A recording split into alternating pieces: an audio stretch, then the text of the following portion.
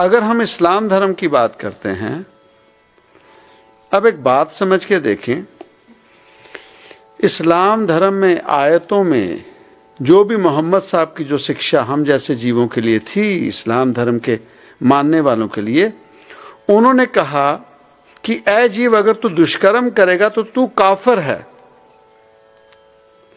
अगर तू इस्लाम धर्म में जो बातें समझाई गई हैं, एक ही अल्लाह को मान और उसके रसूल मोहम्मद साहब की बातों को, उसकी कही बातें मानकर अपने जीवन को संवार। अब बात सोच के देखें, अगर हम अपने परिवार में बैठे अपने बच्चों के साथ बात कर रहे हैं, तो हम अपने बच्चों को कहेंगे ना, अगर तूने ऐसा नहीं किया तो तू गलत हो जाएगा, मेरे समक्ष तू ऐसा होगा। कई बार अपशब्द भी बोल देते हैं, सिर्फ जीवों को, बच्चों को समझाने के लिए कि अगर तूने मेरी ये बात नहीं मानी आज के बाद, तो तेरा और मेरा रिश्ता भी टूट जाएगा। हम कहते हैं, अपने बच्चों को कहते हैं ना, पड़ोस के बच्चों को तो नहीं कहते। तो जब इस्लाम धर्म में काफिर शब्द का वर्तो कर लिया गया, तो इस्लाम धर्म को मानने वाले जो हैं, वो कहते हैं कि जो इस्लाम धर्म को मानते हैं वही इंसान है, बाकी सब काफिर हैं।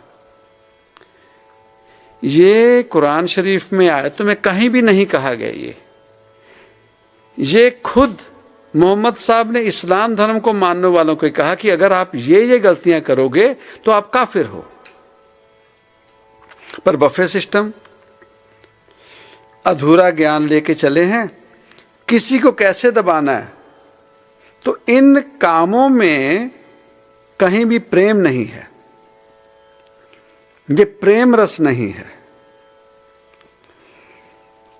और अगर प्रेम रस नहीं है तो हां, अपना झंडा फहराते रहे, हम इस धर्म से मानते हैं, हम बहुत संपूर्ण हैं इस धर्म में, कर लें। हाथ और भीतर से हमारा ज़मीर दोनों खाली हैं, दोनों खाली हैं। दरबार साहब कभी अगर सिख धर्म को, अपने आप को सिख कहते हैं, तो शर्म करके दरबार साहब पढ़ें, अगर शर्म आती है हमें। उस समय में हमारा बफे नहीं, हमें ये बफे ठीक है, हमारा ये बफे ठीक है, इससे आगे नहीं जाएंगे। बहुत ज्यादा होगा तो कोई ना कोई जपजी साहब का पाठ कर लेगा, बहुत ज्यादा होगा कोई सुखमनी साहब का पाठ कर लेगा, उसके बाद उससे आगे नहीं। तो दरबार साहब फिर किसके लिए है? कभी मेहनत करें, सहज पाठ ही शुरू कर दें, 15-20 मिनट, आधा घंटा पाठ करें। चलो, रहत में नहीं जा रहे, अपने स्वरूप को ना छोड़ें, ना छेड़ें, उसे रहने दें। दरबार साहब तो पढ़ लें एक बारी, दरबार साहब तो पढ़ लें। औरों को काफिर कहने की बजाय ध्यान से कुरान शरीफ तो पढ़ लें, उनकी आयतों का मायने तो समझ लें। सिर्फ महज हनुमान चालीसा रट लिया या गायत्री मंत्र रट लिया, कभी वेदों की तरफ भी जाएं, कभी रामचरितमानस पढ़ें और पढ़कर उसे समझें, वो सच में क्या बता रहा है। कभी गीता पढ़ें और महज पढ़े नहीं, जाने कि कृष्ण क्या समझाना चाहते थे। हां, सवाल हमें बहुत होते हैं, सवाल हमें बहुत होते हैं। विनाश काले विपरीत बुद्धि, काल ने हमें घेर लिया, विनाश की तरफ चले हैं, और टूटने के लिए, आर्ग्यूमेंट के लिए, किसी को नीचा दिखाने के लिए हम डट के इश्यू रखेंगे, बातें रखेंगे, बातें रखेंगे। वो जिसे हम गौतम बुद्ध कहते हैं, वो भी तो अपने जीवन में हिंदू धर्म में पैदा हुए थे। उनके घर में भी राम, कृष्ण, महादेव, इन्हीं की सभी की तो उपमा बातें होती थी। तब ऐसा क्या हुआ होगा उन्हें, जिन्हें हम गौतम बुद्ध कहते हैं, जिस दिन उन्होंने ये पहला सुमरन दुनिया में दिया था, बुद्धम शरणम गच्छामि, ज्ञानम शरणम गच्छामि, ये तो कहीं भी रामकृष्ण की बात नहीं करते। कहते बुद्धम शरणम गच्छामि,